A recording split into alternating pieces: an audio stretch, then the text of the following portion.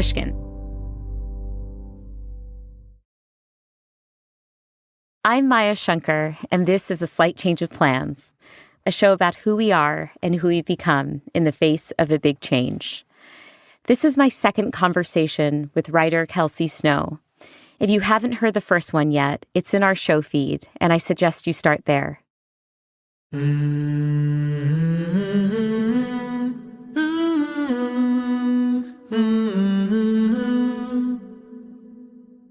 During my first conversation with Kelsey, we spoke about her years of caring for her husband, Chris, who was diagnosed with ALS in 2019. ALS is a progressive neurodegenerative disease. It can leave people unable to move, talk, eat, and breathe on their own, and it currently has no cure. Just a few days after our conversation, in September of 2023, Chris sustained severe brain damage and was declared brain dead as a result of complications from ALS.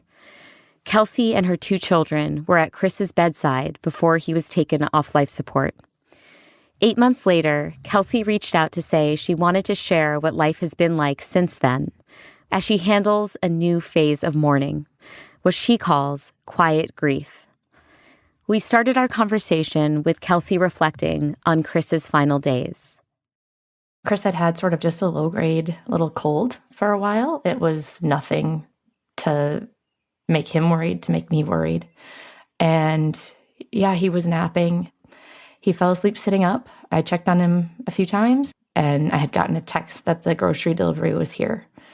And so I came upstairs, and as I was carrying a box of groceries from the front door to the island, I looked over at him, and his lips were blue.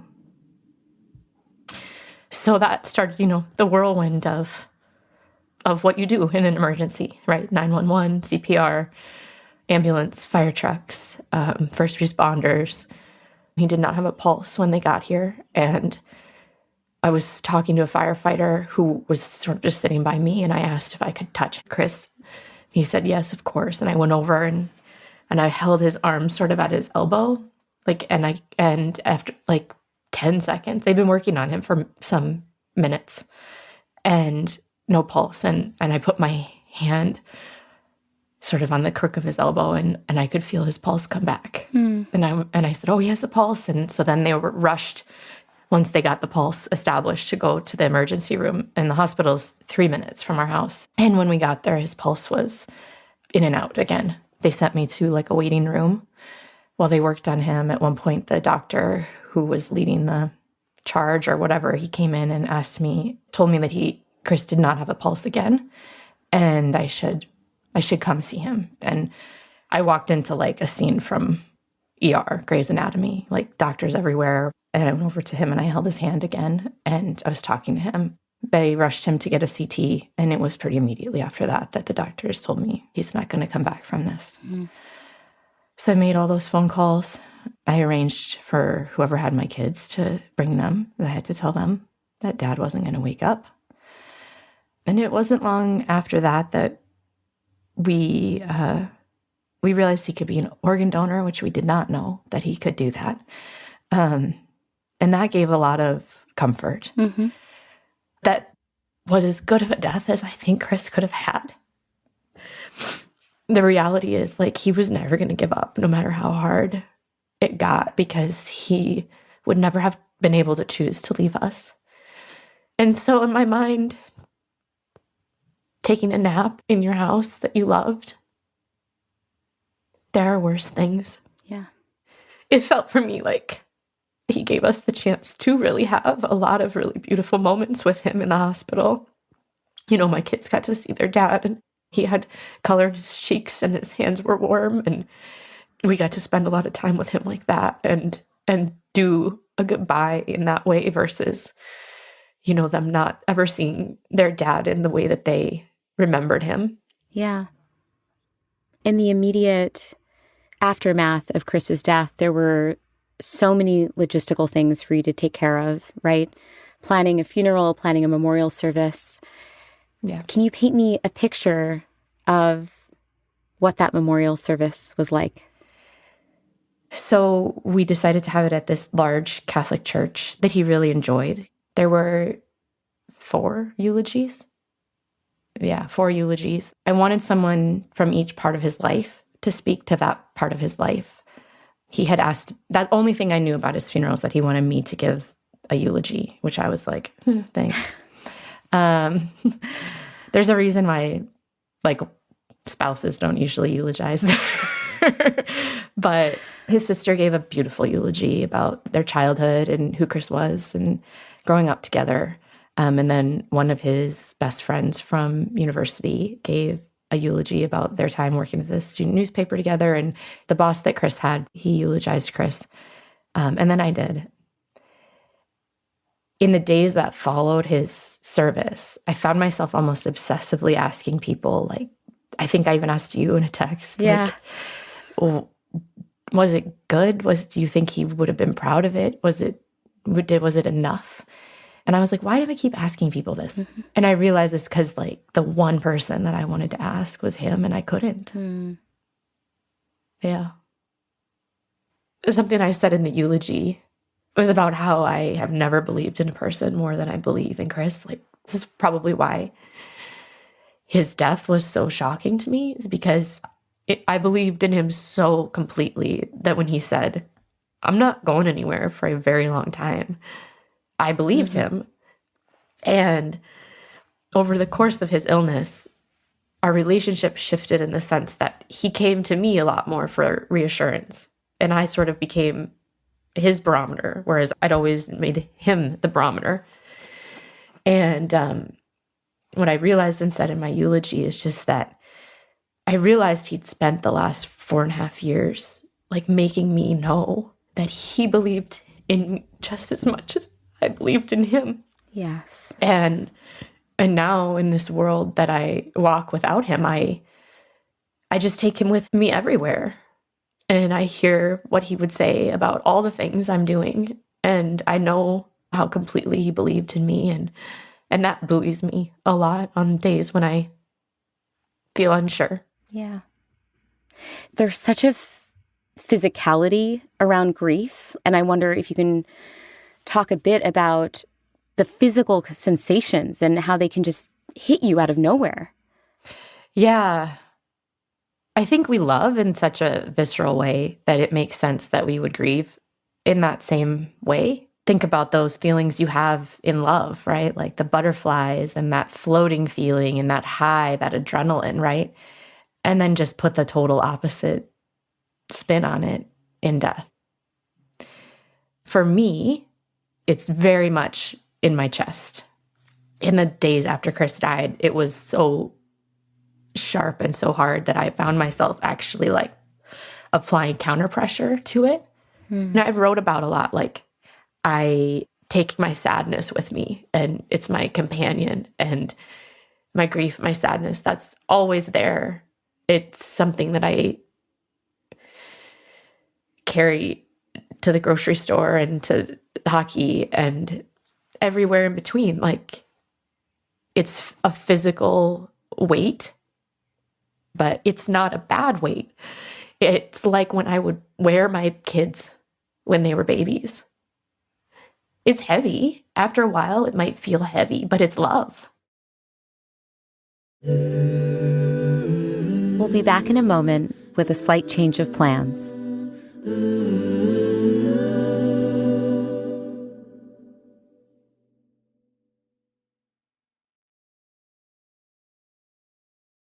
Chris passed away in September. Mm-hmm. Can you tell me about how the holidays unfolded for you as a family?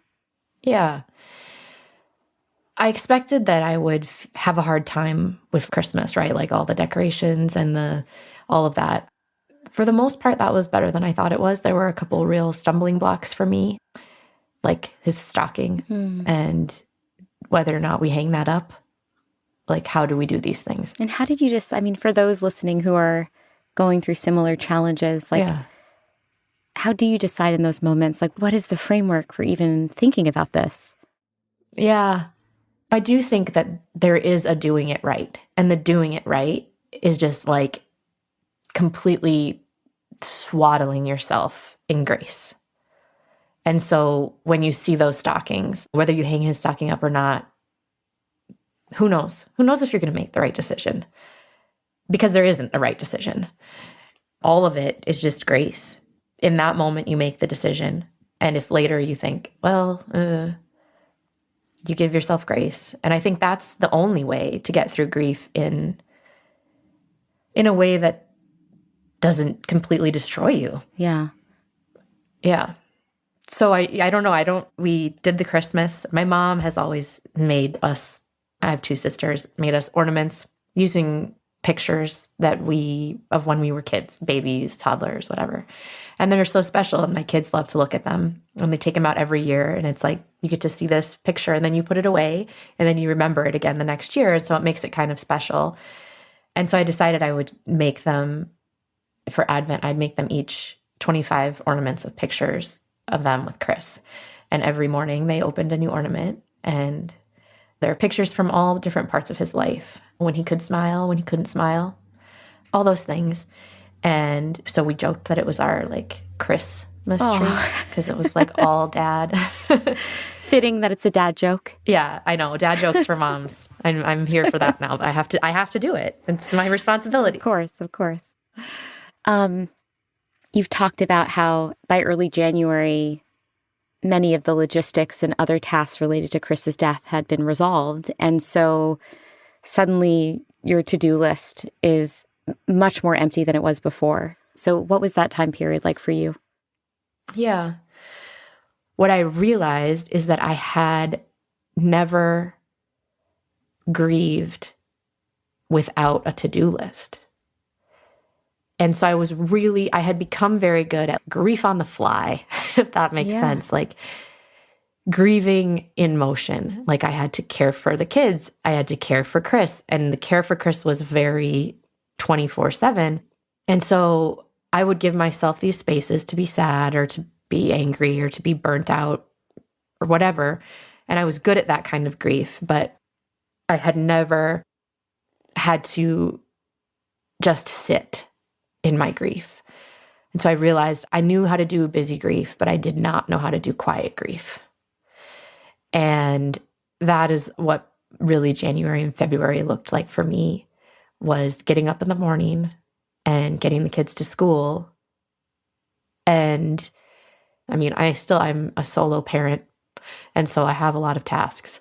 But during those school hours, I could decide, I have the real privilege of not having to go back to work right now. I have the privilege to grieve. And like, I want to move forward while still giving myself permission to be still. It's a weird sort of conundrum. I haven't figured it out yet, but I'm trying. I'm curious to know if there are surprising things you found about what works best for you, or ways that you found that are better to grieve, just for you specifically, because it's a process of self-exploration. Yeah. I found that one thing that was really, really good for me was getting up early and having that quiet, dark. I would turn like one light on in the house, and I'd make my coffee, and my French press is sitting there right by my, Alexa. And I would scroll through the photos on the Alexa of Chris that we had played at his memorial service, and look at just these different parts of him and his life. And then I'd do a little bit of journaling and read whatever it was that I was reading. And that was a really good thing for me. I stopped drinking in January. That was a distraction that I didn't think was helping me at that point. And even now I drink, but not often and not much. Whereas before I was sort of like a beer while I make dinner kind of a person. I find that my sleep is better, my clarity is better. I just like the idea that whatever I'm feeling, it's not a feeling produced by anything but my own brain. So that was really good for me. I like physical reminders. I hardly ever wore my wedding rings before Chris died, and I have hardly taken them off since he died. I feel very married, and I think without him by my side, it's the only way that I can let people know that I still feel very married.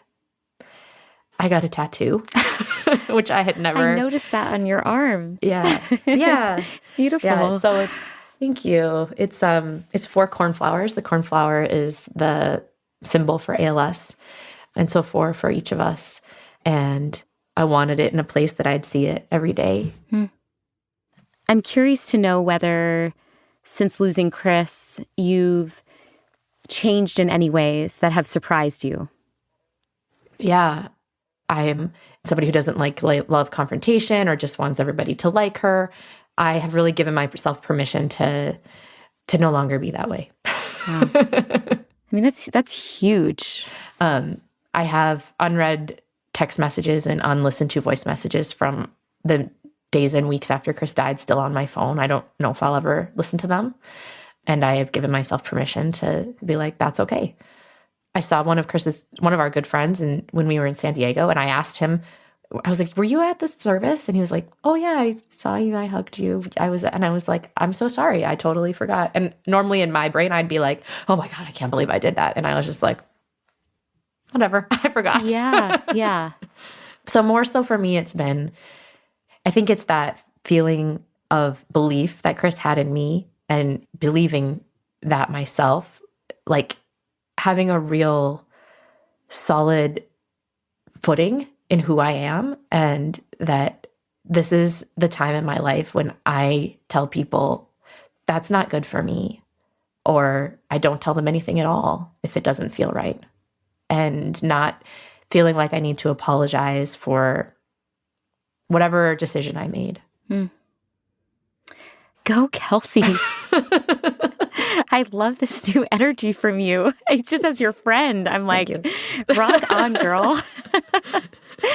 One thing you had shared when we last spoke for the podcast, you talked about feeling like a grief misfit. And I'm wondering, can you tell us what you meant by that and how that's evolved? I was grieving in this slow motion, and I was preparing for this grief, but I couldn't fully know what it was going to be like. And I wasn't on either side. I wasn't on the side of somebody who's blissfully unaware that your life is so fragile. And I wasn't on the other side of like, I have lost the biggest thing.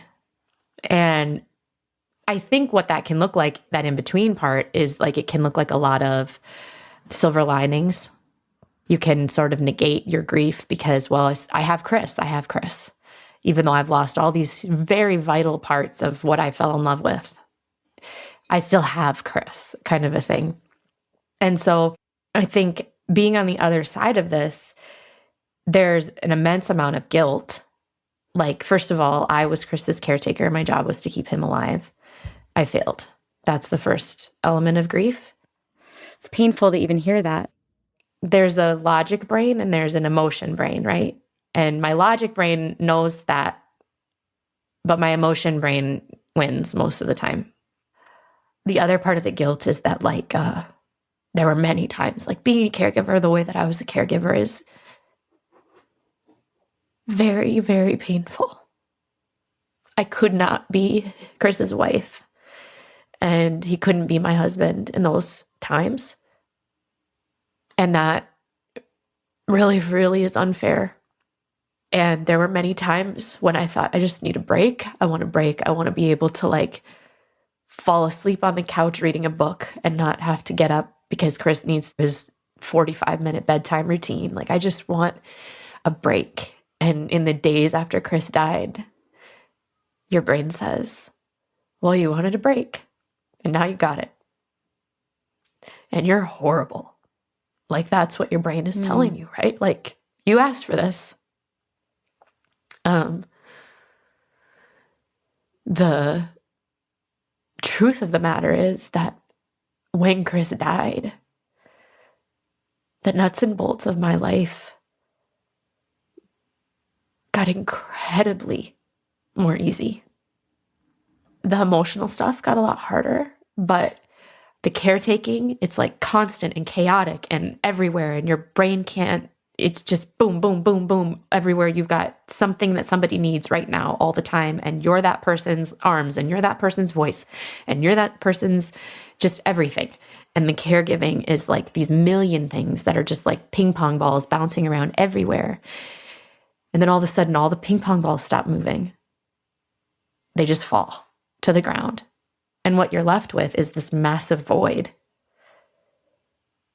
But what you do with your day is all of a sudden up to you again. And I said in therapy yesterday, something that feels awful to say, but like when Chris died, I got my life back. And the guilt associated with that feeling, that'll take your breath away. So, it's hard. It's hard. I know that he wouldn't want me to feel that way.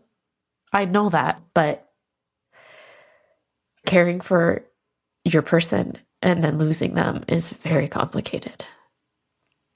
Yeah. So it's a different thing this side of grief for sure. Yeah. Yeah.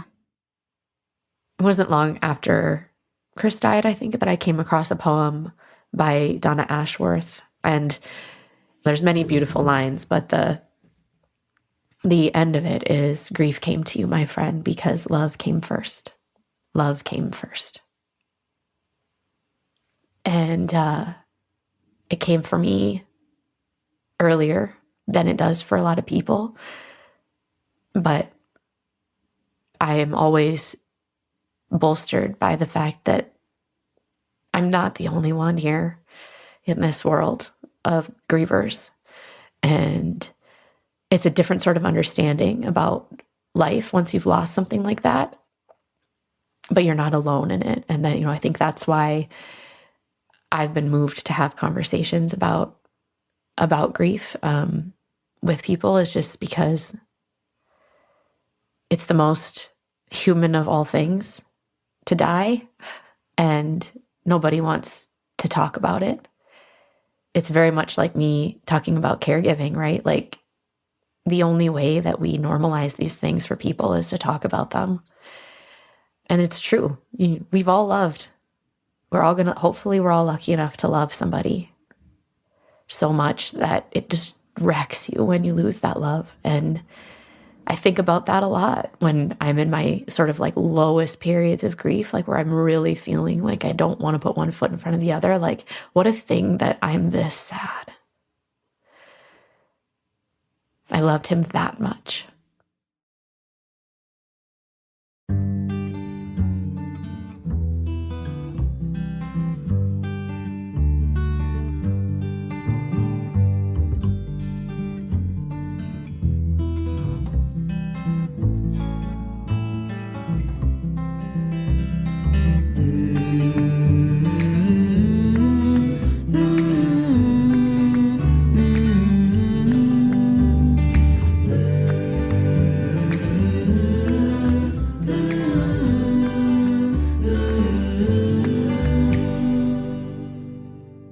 Hey, thanks so much for listening. If you found this episode valuable, we on the Slight Change team would be so grateful if you could share the episode with someone you know. If you want to hear more experiences of caregiving, you might also enjoy our episode called I Gave Up Asking Why Me. We appreciate your helping to spread the word about our show. And if you're looking for more stories of change, you can always check out our back catalog. Thanks so much.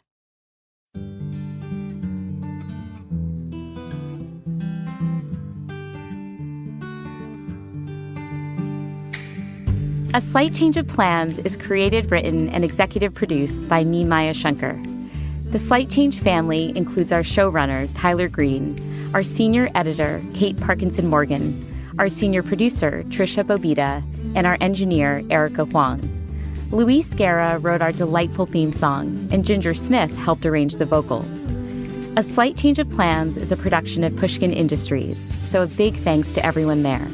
And of course, a very special thanks to Jimmy Lee. You can follow A Slight Change of Plans on Instagram at Dr. Maya Shankar. See you next week.